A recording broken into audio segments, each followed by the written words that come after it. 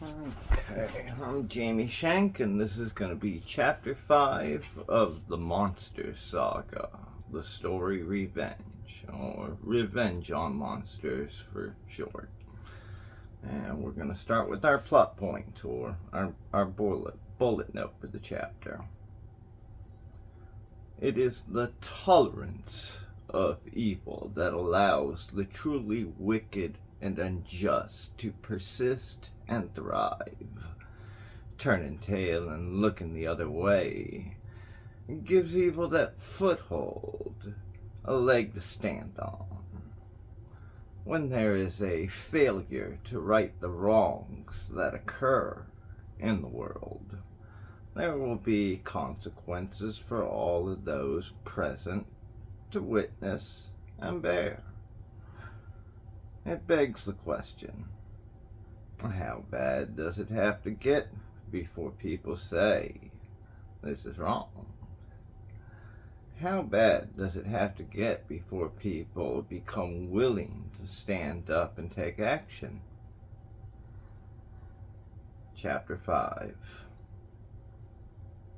Much time has passed, but finally Tyler returns, unlocking and opening the basement door, walking back down the staircase and entering the basement carrying a pail full of water with 2 long straws sticking up and out of it.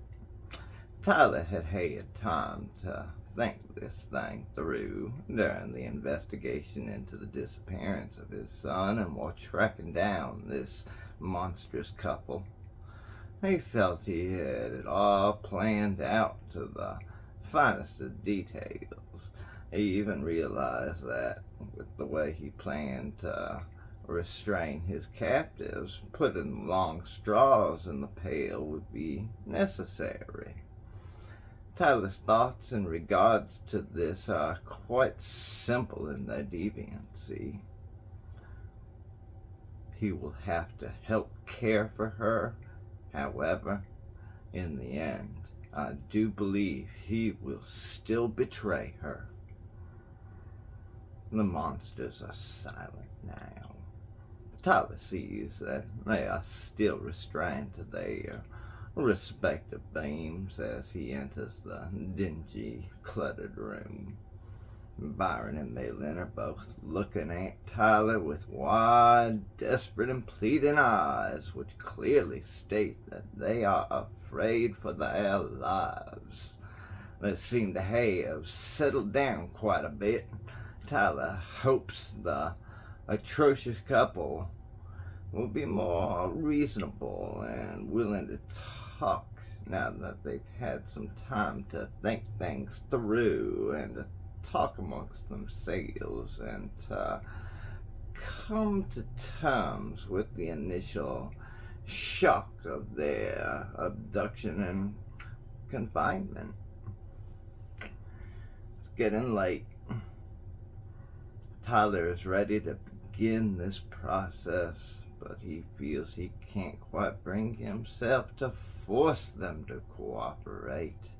They won't have to do that on their own, it seems. They won't talk until they're good and ready. And it probably won't matter anyhow, whatever they have to say. This is just part of what I have to do. I'll either get answers or I won't. I'm sure they'll try to lie to me. It's all just par for the course. Tyler sets the pail with the 2 long straws sticking up and out of it in between the 2 uncivil characters. He notices that the floor is wet with urine and feels a twinge of both regret and disgust hit him. He speaks to both of them, saying, "Drink up. That's water in the pail. You folks do realize that you can use that bucket to do your business in, right? You might have to help her out a bit," Tyler says, turning to Byron, "due to the way she's confined, but I'm sure you can both manage. It's going to get mighty nasty down here for the two of you. Otherwise, Tyler is surprised that it is Mei Lin who speaks to him first. Why are you doing this to us, mister? When are you going to let us go? Mei Lin asks Tyler.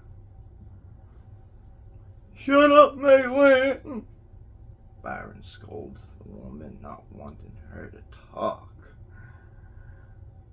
Now that's a good question, Tyler announces, ignoring Byron and speaking to Mei Lin directly. I'm not going to let the two of you go until I can be sure you won't hurt anybody ever again, and I'm not sure the two of you can convince me of that. If you can, I'll turn you over to the authorities and it'll be up to them how to proceed from there. If you can't, then you can rot down here. For all I care, you'll have to talk to me. And you'll have to cooperate with me. That is, if you want to get yourselves out of this mess you've made for yourselves. How do we know you won't just kill us anyway? Byron asks Tyler, defeated but still spiteful. I don't believe you, mister. Now, why is that? Is that what you would do? Thank God I'm nothing like you. But it's your choice.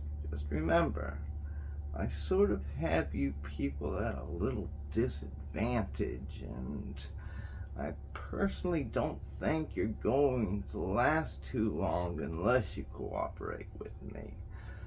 See, we're going to put you through a little test, Byron.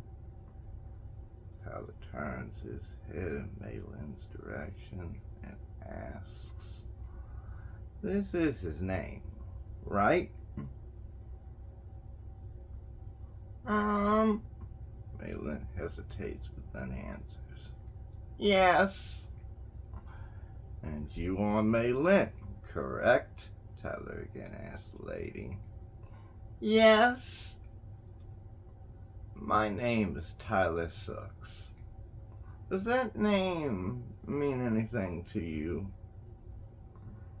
Tyler inquires, and then he watches to see the monster's reactions. Byron and Mei Lin remain completely silent and expressionless. Well, anyway, I think you'll want to know what you're up against if you're to survive this. This is a matter of life and death, you know. I'm going to give you people the night to think about why you're down here and what you've done. You need to think long and hard about changing your ways. For now, enjoy your water. Quench your thirst. Byron, you make sure to assist Mei Lin with her needs. That's going to be your one and only duty while you are down here. Well, with that said, Tyler turns to walk away and head back up the basement staircase. As Tyler gets to the stairs and starts up them, he hears Byron weakly mutter, I'm hungry. Let him prove me right. God help, but let him prove me right.